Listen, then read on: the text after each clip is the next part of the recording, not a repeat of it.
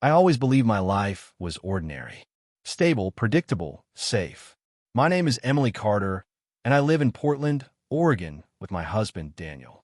We've been married for 8 years, and while we never had children, we had a routine that felt comfortable. Loving even, or so I thought. It all started on a quiet Thursday evening. Daniel had left for a work conference in Seattle that morning. He kissed my cheek like always, told me he'd miss me, and walked out with his navy blue suitcase rolling behind him. There was nothing unusual, except that he left his iPad behind. It was charging on the kitchen counter, and I only noticed it when I went to plug in my phone later that night. I didn't mean to snoop. Honestly, I didn't. But his text messages kept popping up on the lock screen. The name flashing again and again was Alyssa M., with messages like, "He keeps asking when you're coming again. He really misses you. Don't worry, I didn't tell him anything yet. You're such a good dad. He loves you so much. Dad?" At first, I told myself it must be a mistake. Maybe it was someone else's kid. Maybe Daniel was mentoring someone or volunteering. But the words kept haunting me. And the way she said again, it wasn't the first time. He'd seen this child more than once. Recently, I couldn't ignore it. With shaky hands, I opened the iPad. The passcode hadn't changed. Same as always, my birthday. That stung more than I expected.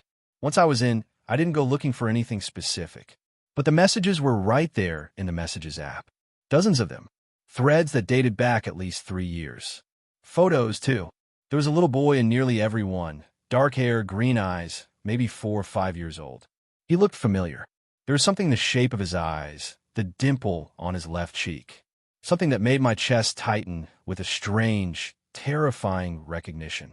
I zoomed in on one of the photos, the boy sitting on Daniel's lap, both of them grinning at a park. My mouth went dry. It wasn't just a coincidence. This child looked like my husband. Identical. I stared at the screen for a long time, trying to make my brain accept what my heart already knew. Daniel had a child, and I had no idea. The floor seemed to tilt under me. I sat down slowly, placing the iPad on the kitchen table like it might explode. How long? How long had this been going on? I went back to the first message in the thread. The oldest one was from 3.5 years ago. "I'm pregnant. We need to talk." The message was followed by a string of unread replies, then more regular communication about appointments, updates, and eventually baby photos. I couldn't stop scrolling. Every word felt like a knife. He had supported this woman financially, too. I saw receipts for wire transfers, references to school supplies, doctor visits, and even a birthday party he had apparently attended. The more I read, the more my sense of reality shattered. This man, the man I cooked dinner for, the one I held during sleepless nights, the one I trusted with my entire heart, was living a double life. I couldn't sleep that night. I lay in our bed, staring at the ceiling, my thoughts racing like a hurricane. Why hadn't he told me? Was he ashamed? Or worse, did he still love this woman? Were they in a relationship? Was I just the other woman and didn't even know it? I started replaying everything in my head. His late nights, his sudden trips, the new cologne, the way he'd flinch when I talked about having kids someday. And most painful thought of all, was our whole marriage a lie? The next morning, I didn't go to work. I called in sick. I couldn't face the world while my own had crumbled overnight. I sat on the couch, wrapped in a blanket, scrolling through the messages again, trying to piece together a timeline. There were photos of the boy at Christmas, on Easter, at the beach, even one of them asleep on Daniel's chest. They weren't staged. They were intimate, real. He loved that child. More than that, he had a life with that child. I searched through the message history until I found the mother's full name, Alyssa Morgan. A quick Facebook search brought up her profile. Public, thankfully. There were dozens of posts about her son, Lucas. That was his name. Lucas Morgan. One post stopped me cold. So thankful for Daniel. Lucas is lucky to have such a present, kind, and supportive dad. Tears spilled down my cheeks before I realized I was crying. My hands trembled as I shut the screen. I couldn't take it anymore. I wanted to scream, break something, demand answers, but Daniel wasn't home. And then, something terrifying happened. I received a text from an unknown number. It said, "He's on his way back. He doesn't know you found out." I froze. Who sent this? Was it Alyssa? Was it someone else who knew? Before I could even process it, another message came through. Don't say anything yet. Talk to me first. That was the moment I realized I wasn't the only one keeping secrets. I stared at the screen, my stomach twisting into knots. He's on his way back. He doesn't know you found out. Don't say anything yet. Talk to me first. I read the messages over and over again, heart hammering in my chest. My fingers hovered above the keyboard, unsure whether to respond or block the number. Who is this? Alyssa? A friend? Someone watching from the sidelines? Before I could decide, another text popped up. Meet me at 4 p.m., Riverfront Park. You'll understand everything. No name. No explanation. My thoughts spiraled into chaos. Should I go? Was this a trap? Why would Alyssa reach out to me now, after all this time? Was she scared Daniel too? One thing was clear. I couldn't just sit in that house another minute. I needed answers. I needed to look into the eyes of the woman who'd shared my husband's life in the shadows. At exactly 4 p.m., I stood at Riverfront Park, near the faded green bench facing the water. The air was crisp, the sky overcast. Everything felt muted, like the world had turned the volume down to let my thoughts scream louder. I waited 5 minutes. 10. I kept looking around, trying to spot her. My chest felt tight, each breath more shallow than the last. Then I saw her, a woman in a tan coat, blonde hair pulled into a bun, walking slowly toward me, holding a small boy's hand. He was tugging at her coat, trying to chase ducks. And in that moment, I couldn't breathe. Lucas. He was even more beautiful in person. My mind couldn't process it fully, but some part of me, the part that had loved Daniel for nearly a decade, already recognized him. It was like looking at Daniel's younger self, reborn. She approached cautiously. Emily, she asked softly. I nodded, my lips pressed into a hard line. She sat down on the bench and motioned for me to join her. Lucas had wandered off toward the grass, distracted by a dog chasing a ball. I wasn't sure you'd come, Alyssa said. I almost didn't. My voice felt foreign, distant. She looked down at her hands. I didn't plan on any of this. I didn't want to hurt you. Then why did you? She swallowed hard, then looked up at me. Her eyes weren't hard or smug like I'd imagined. They were tired, full of guilt, and something else, fear. I met Daniel years ago, she began. We weren't serious. It was brief. I didn't even know he was married. Not until after I got pregnant. My body stiffened. You expect me to believe that? I didn't say I was perfect, she said quickly. When I found out he was married, I told him to leave. I wanted nothing to do with him. But he kept showing up. He wanted to be part of Lucas's life. And I didn't have the heart to keep him away. So you let him live a lie for 5 years. She shook her head, frustrated. He said he'd tell you. Every year, he promised me it would be the year. But he never did. I warned him this would explode in his face. And now it has. I stared at her, my fists clenched. And what do you want from me? She looked at Lucas again, her eyes softening. Nothing. I didn't bring you here to beg. I needed you to know that this wasn't something I engineered. I wanted you to see him. See the truth for yourself. We sat in silence for a few long moments. Lucas was now sitting in the grass, playing with a twig, blissfully unaware of the storm circling his little life. I love my son, Alyssa whispered. And despite everything, he adores Daniel. He talks about him every day. But if you want him out of our lives, I'll understand. I just needed you to know this from me, not from him. I stood slowly, feeling the weight of everything pressing on my shoulders. My head pounded, my heart ached, and I didn't know what to say. I need to talk to my husband, I said finally. And you need to pray that I don't burn everything down. She didn't respond. She just nodded. When I got home that evening, the house was dark. Daniel's car was in the driveway, his suitcase by the door. He was home. I paused at the threshold, collecting my rage like broken glass in my hands, shimmering, dangerous, ready to be thrown. He appeared in the kitchen, a wine glass in his hand, looking tired. Hey, he said casually, you're home early. I didn't respond. Just walked past him and dropped the iPad on the counter. The screen lit up. The last message still open. He looked down, then up at me. His face went pale. Emily, he whispered, voice cracking. I can explain.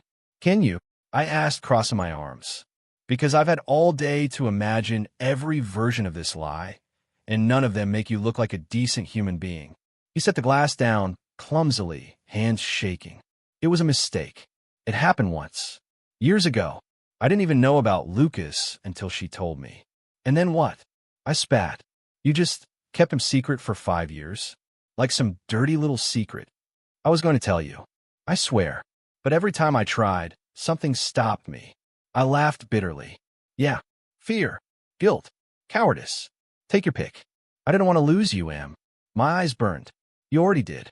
You took a step closer. He's just a child. He didn't ask for any of this. And I did. We stood there, the silence between us louder than any scream. Then I said something I hadn't planned. I met him today. I met Alyssa. I saw the look in his eyes when he talked about you. He loves you, Daniel. He looked stunned. You met them? I did. And now I don't know who I'm more furious with, her for letting you in, or me for letting you stay. He fell into the nearest chair like someone had pulled his spine out. I don't know what to do, he murmured. I'm trying to make it right. I looked down at him, all my love curdling into something unrecognizable. Start by telling me the truth. The whole truth. From the beginning. He looked up, lips trembling. You really want to know everything? Yes, I said. No more secrets. Not one. He took a deep breath. And then everything he said next would change everything. Daniel looked at me, lips parted, eyes glassy. His fingers ran through his hair, slow and trembling, as if the weight of his secret had finally cracked him open. I never wanted to be this man, he started, his voice low and haunted. I was young. I was selfish. Alyssa wasn't the only one. Time slowed. I blinked. What? He looked up at me like a man about to fall off a cliff. There were others. Before Alyssa. One-night stands. A few blurred relationships when you and I were going through things early on. He exhaled. But none of them came back into my life. Alyssa did. You told me you were faithful. My voice was barely audible. I told you what I wanted to believe. But I wasn't. I was broken and I didn't know how to be a good man. You made me want to be one, but I wasn't ready yet. I took a step back, pressing my palm into the wall, trying to hold myself up. My legs felt like air. Numb. Detached. You cheated on me multiple times? Each word dragged like glass through my throat. He nodded slowly. But with Alyssa, it wasn't planned. It wasn't like the others. It happened when we were in that rough patch. Remember that big fight we had about me not wanting kids yet? Of course I remembered. I remembered crying in the bathroom, begging God to just make him ready. That night, he said he needed space. Said he'd drive out to the coast to clear his head. You slept with her that weekend? I whispered. He dropped his gaze. And that silence said it all. I felt something inside me snap. You made me think I was crazy, I whispered. For years. Every time I brought up your distance, your weird behavior. You gaslit me. I didn't know about the child until 2 years later, he said quickly. I swear. She emailed me, told me she didn't want money, just that I should know I had a son. And by then, I thought I'd moved past it, that it was just a mistake from a dark chapter. I stared at him. So what did you do? I asked. When you found out. He hesitated. I sent money. I blinked. You what? I started supporting her. Quietly. I couldn't face you, so I told myself I'd handle it without wrecking our life. I made sure Lucas had what he needed. School, clothes, health insurance. I created a fake business account and wired her money through it. I shook my head, disbelief turning to nausea. You had a whole bank account. He didn't answer. I turned away, my hands shaking so badly I had to grip the edge of the counter. You lied to my face. For years. I wanted to protect you. No, I said sharply. You wanted to protect yourself. The next morning, I packed a bag. Not because I was leaving for good. I didn't know if I even could. My heart was too knotted, too fogged in grief. But I needed space. Space to think. To breathe. To survive. As I zipped the suitcase, Daniel stood in the doorway, silent. I'm not staying at a hotel, I said. I'm going to Sarah's. Just don't call unless it's an emergency. He nodded, eyes red. I deserve this. I know. I paused at the door. You have no idea what you deserve yet. I left without looking back. Sarah welcomed me like the sister I never had. She made me tea, held me when I cried, and let me crash in her guest room without a single judgmental glance. On the third night, we sat on her porch under string lights, both wrapped in blankets. I just keep thinking, I said, voice trembling, about all the holidays he missed with his son, and all the fake smiles he gave me. Sarah sipped her wine. Do you think he really loved you? I think he loved the version of me that didn't ask too many questions. She looked at me. And what about Lucas? What are you going to do about him? I went quiet. It was the question I'd been trying to avoid. But I couldn't deny what I felt when I saw that little boy's face. There was something pure there, something heartbreakingly innocent. He didn't ask for this mess. He didn't deserve to be a dirty secret. I don't know, I whispered. I don't want to punish a child for his father's sins. But are you ready to accept him? I didn't answer, because I didn't know. A week passed, and then the envelope arrived. It had no return address, just my name, handwritten in familiar penmanship. Inside was a letter, and photos.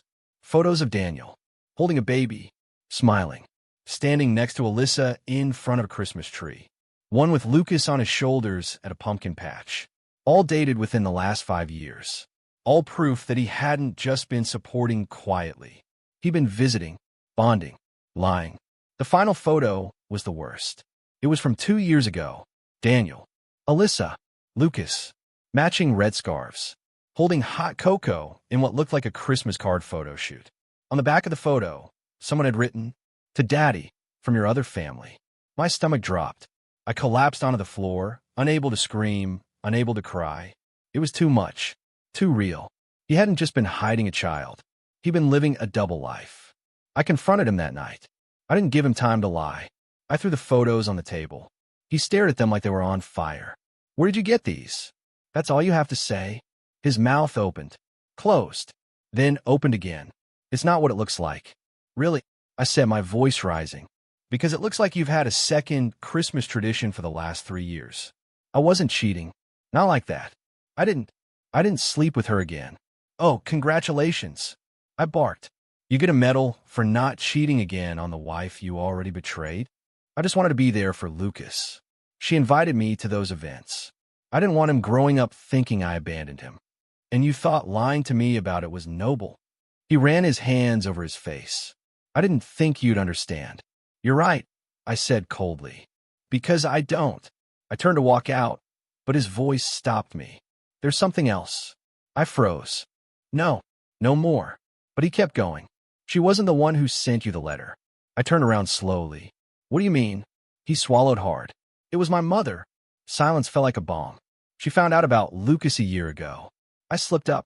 She saw a picture on my phone. She's never liked you, Emily. She said you were too smart, too independent, that I was always second to you. My breath caught in my throat.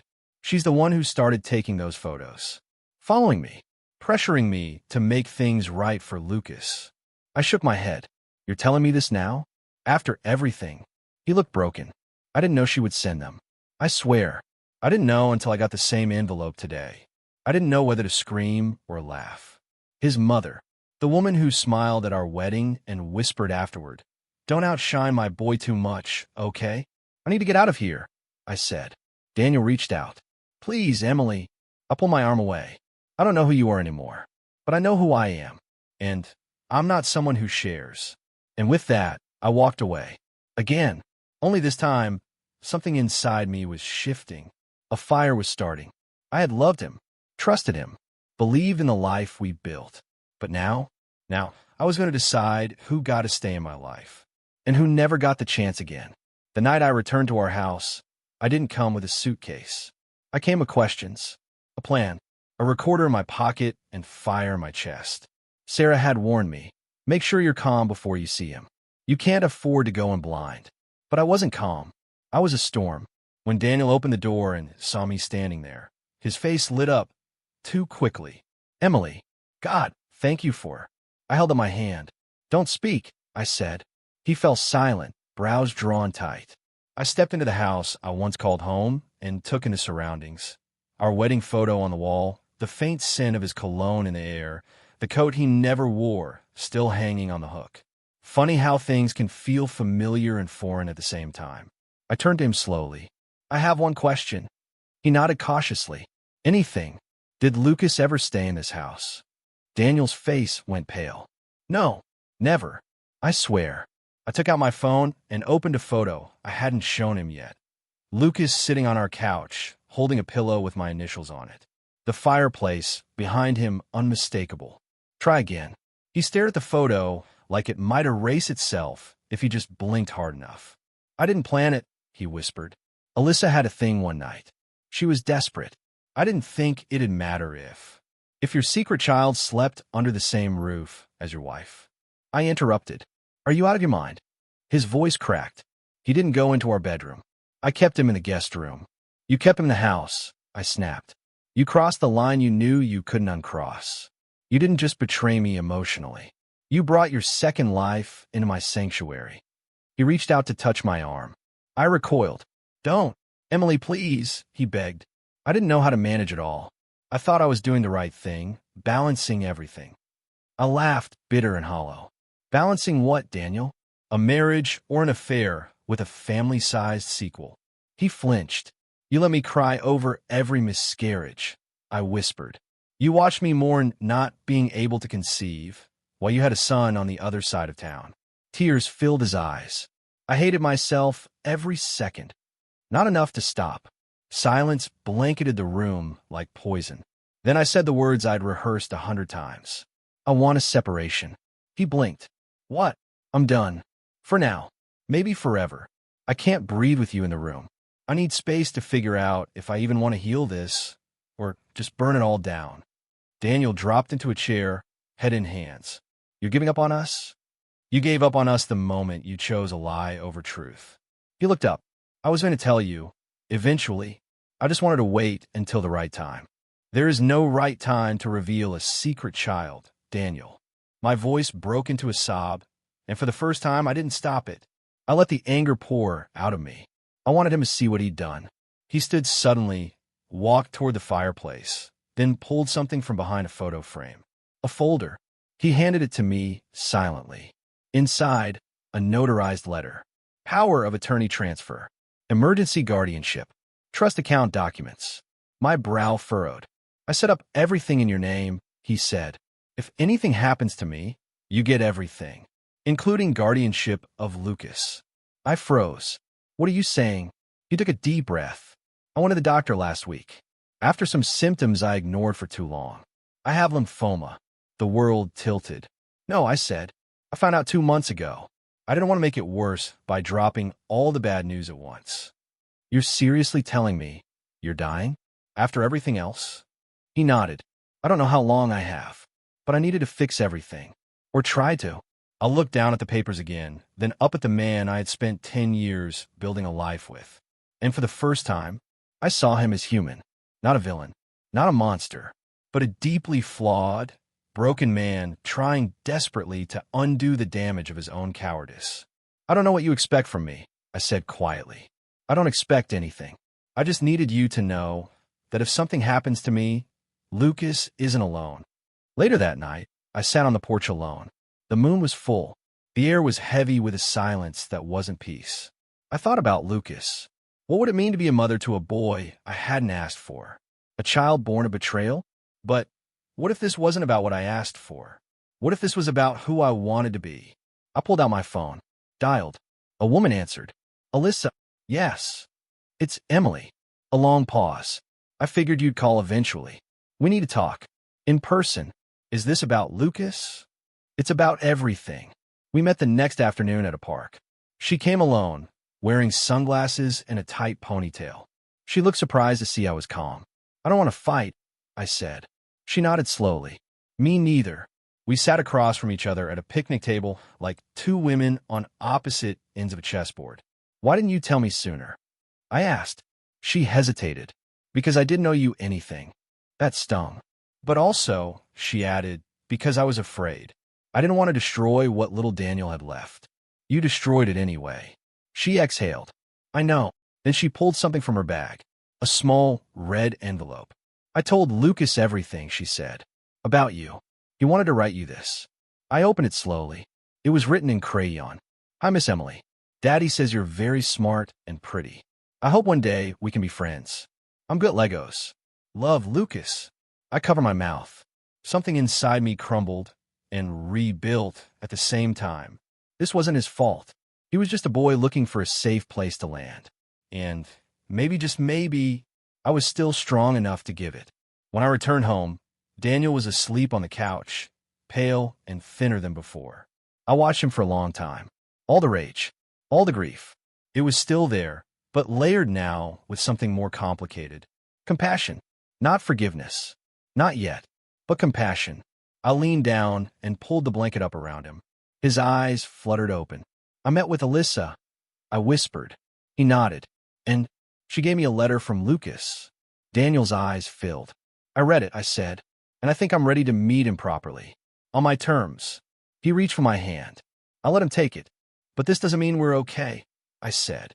"This means I'm strong enough to handle what you broke, even if I have to rebuild it without you." He nodded, silent. And in that silence, something unspoken passed between us. Something raw, final, but also maybe a beginning of something else, something truer, something mine. A week after the confrontation, I moved into a small Airbnb not far from the house. I needed distance, not just from Daniel, but from a version of myself that had accepted so little for so long. My phone rang often. Daniel.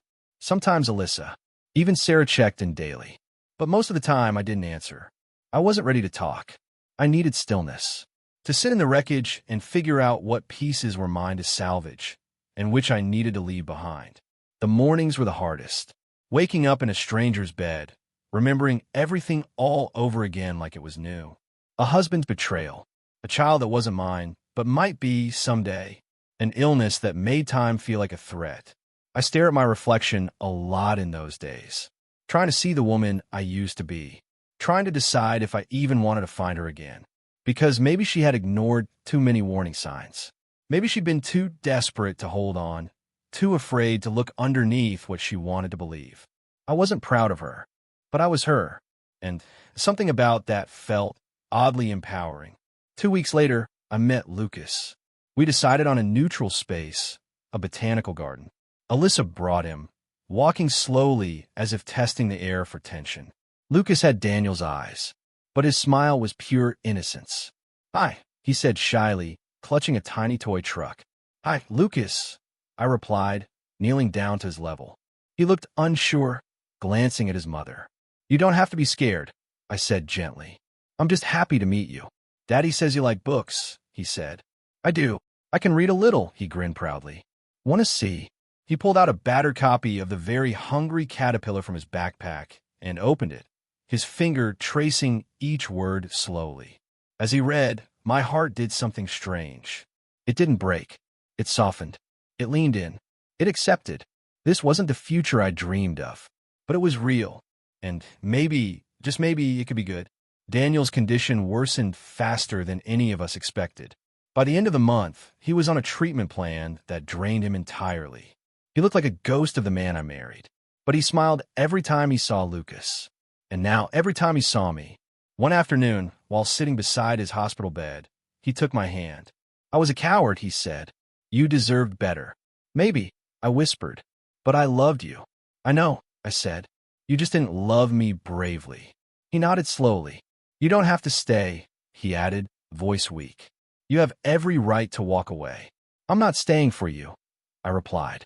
"I'm staying for me, because I needed to see this through, not because I forgave him, but because closure wasn't something I could outsource. I had to earn it. The last thing Daniel ever said to me was, "Thank you for seeing me, even when I didn't deserve to be seen." He passed away 2 weeks later. Lucas was 5. He didn't fully understand what happened, only that his dad was gone, and the woman he called Miss Emily now came over more often, holding him when he cried. Alyssa asked me gently one evening, "Would you consider being more involved? He talks about you constantly." He even asked if you'd come to his birthday. It wasn't a hard decision. "Yes," I said, "I'll be there." Because despite everything, Lucas was innocent. And somewhere between grief and betrayal, something new had taken root. A different kind of love. One not based on vows or blood or legality, but choice. And choice is powerful. 6 months passed. I returned to my old house only once to gather the last of my things.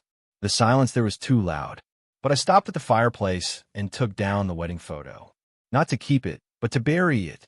Some things don't belong in the future. When I walked out for the final time, I didn't look back.